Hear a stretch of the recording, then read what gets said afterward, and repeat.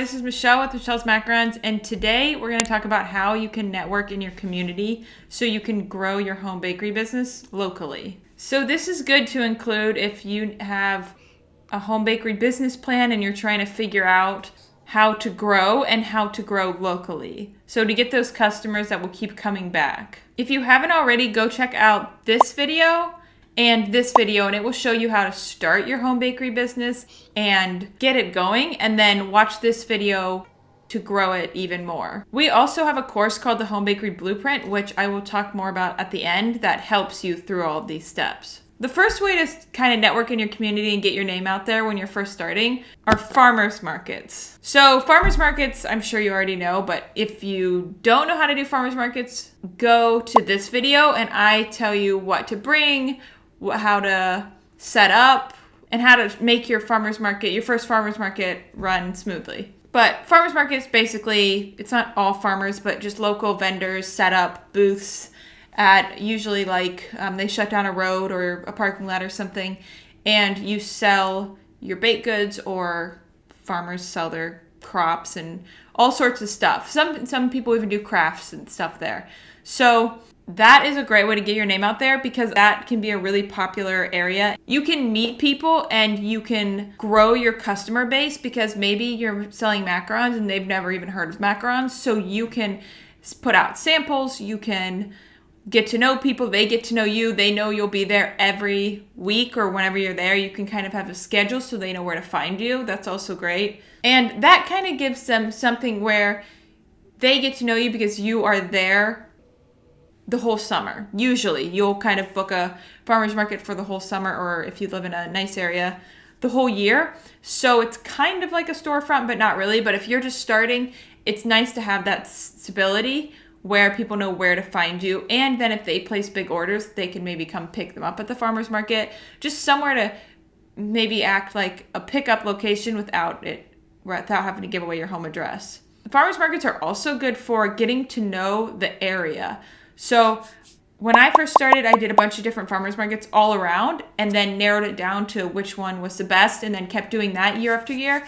But that helped me decide where I wanted to open up my storefront bakery, because I went to all different farmers markets, found the one that did best with what I was selling, and then set up shop there. And you kind of get a feel for the flavors that people like, if you can get crazy with your flavors or you need to keep more simple flavors, but that is also helpful with farmers markets. And you can meet other vendors. And a lot of those vendors move on to storefronts. So then you can collab with them. You can collab with them now on your social media, or just, it's a good way to connect with other business owners in the area. If you want to see more videos like this, hit the subscribe button and the bell next to it to be notified whenever I come out with a new video. Okay, another way to get your home bakery going and network locally is to do wholesale, to sell wholesale. So I just did a video on that. Go watch that here.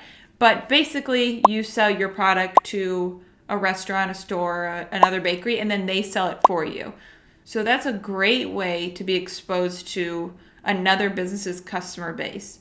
So all you have to do is sell to them, and then they sell it for you to their existing customers. Now, some states won't allow that, but if that's the case, my next tip is pop-ups. So if you don't know what a pop-up is, it is where you get permission from a shop, a bakery, a boutique, and you set up a table there or something and sell your baked goods. So it's just a pop-up shop. If you're not allowed to do wholesale, where you sell and then they resell, pop-ups are usually allowed. Some states aren't even allowed to do farmers markets or pop-ups, but if you are allowed to do farmers markets, you're usually allowed to do pop-ups, because you're selling straight to the consumer. That is another way to have access to another business's customer base.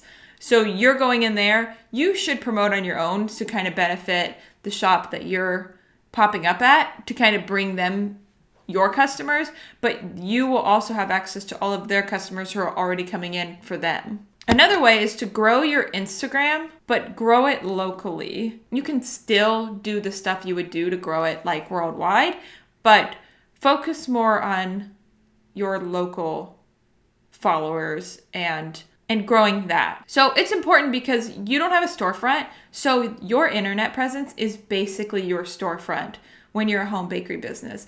They have nowhere to go in and see what you're doing. So you'd have to show them what you're doing with your pictures, your website, your Instagram, Facebook, and all of your social media. And it's a good way to show off your products and show how good they are and maybe post reviews that you have. And a way to do that, to grow locally, is to use local hashtags. Like I would use Troy, Ohio, and just hashtags where people who are local can go to those, see what is going on in their community, and find you there. So fundraisers are also another way to grow in your community, like fundraisers, charity, nonprofits, community events, and things like that. After a while, you won't really have to go find them. They'll find you and ask if you want to donate so many. Sometimes you can set up a booth wherever they are, whenever they're doing a fundraiser, but other times you'll just provide product and they usually do business cards next to it. That is a great way to give back to your community, get involved, help some of those nonprofits, and it also gives your business some exposure as well.